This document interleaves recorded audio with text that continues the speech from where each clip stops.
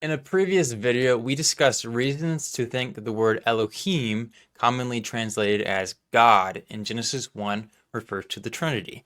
The main arguments we talked about were how the word for God, Elohim, is plural and singular at the same time, kind of like the Trinity. Many of the New Testament writers thought all three members of the Trinity were there at the beginning of the creation of the world, and therefore, it makes sense to think that if we were to find something that had a similar description of the Trinity in Genesis 1, that it would be what the New Testament writers were referring to. While there are many Christians that take this view, there are other godly Christians who keep the Bible as their ultimate authority and therefore still believe in the Trinity.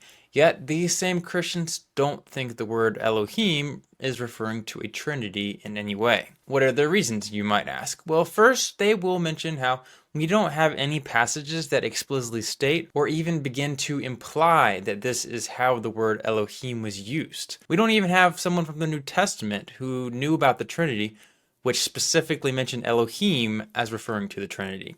In other words, the most we can say is it is a mere possibility. Now, let me remind you that the people that think the Trinity is in the Old Testament, of them, nearly everybody agrees that God only left a hint of the Trinity in the Old Testament, but the actual writers themselves did not know that the figures they were writing about were in fact the Trinity. That fact will be important later. Now, it's theoretically possible that the writer of Genesis 1 used a word like Elohim originally, but we know that the Hebrew word Elohim was not in the original text 6,000 years ago, if in fact that's when it was written, because Hebrew as a language didn't exist then. In other words, when the word Elohim was originally used, it would have been used long after anyone knew that there were three members of the Trinity. As previously mentioned, no matter what view you take on this discussion, pretty much everybody agrees that the writers of the Old Testament as a whole didn't know the Trinity existed. So to think that they were using language in this way without even knowing it makes little sense and would be the one odd exception where it appears they didn't know they were saying when all of the other rest of the Old Testament they clearly seem to know exactly what they're talking about. And that's why they use the specific words. Say hypothetically that you do think that the original writers knew this referred to the Trinity. This would utterly confuse the Israelites, as a conception of the Trinity would have been completely foreign to them. They would be like Mormons and Muslims today when they first encounter the Trinity. They would say, three gods in one God, that makes no sense. And therefore, it would make zero sense for God to call himself Elohim if he's referring to multiple persons of the Trinity, because all that would do is confuse a group of people that was struggling with polytheism while he was trying to tell them that he was the one true God. Number 4, it seemed like there would be little motive for God to have the Israelites mention the Trinity by using the word Elohim if they didn't even know they were doing it, didn't even know what it was, and therefore it would be no benefit to them, just so people much, much later will be able to say, oh, that's cool. Additionally, we have much better explanations for why the word Elohim has a plural word ending, although it is used in a singular way. The same plural word Elohim is used for a singular person that isn't God, like in 1 Samuel 28:13, where the spirit of Samuel is called Elohim. The NET Bible notes that the same concept happens in other words, like when Saul is referred to as Lord with the morpheme that often marks plural, but meaning that he, as king, is the concrete expression of being a lord. The same concept occurs in other languages, similar to Hebrew. Scholars have proposed a number of different ways to explain why the Hebrew writers would use the word Elohim in this way based on all of the times it is used like this, such as it being the intensive or majestic plural, or indicating the concrete expression of an abstract concept, whatever that means.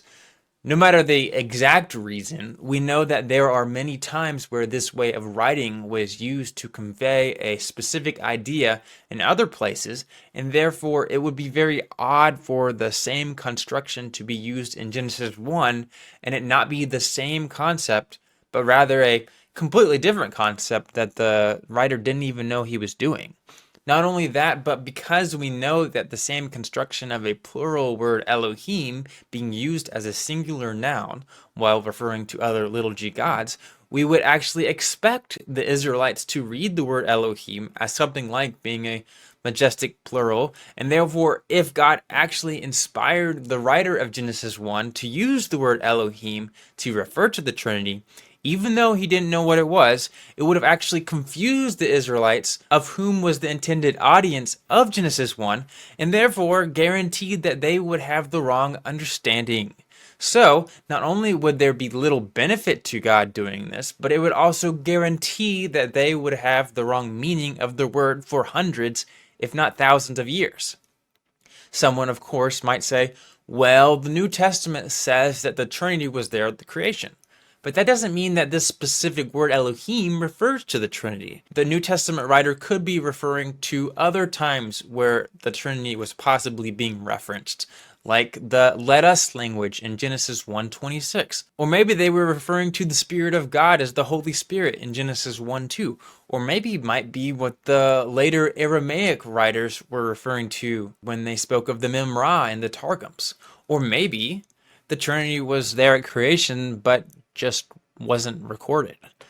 Maybe it was just not mentioned at all. To sum up, it seems like there could be a number of different possible ways that would explain why the word for God, Elohim, in Genesis 1, is plural and yet singular at the same time, many of which wouldn't have tempted the Israelites into polytheism, wouldn't have confused them, wouldn't have caused them to think the wrong meaning, ones that they would have been familiar with, rather than a concept like the Trinity, of which had next to zero benefit of mentioning.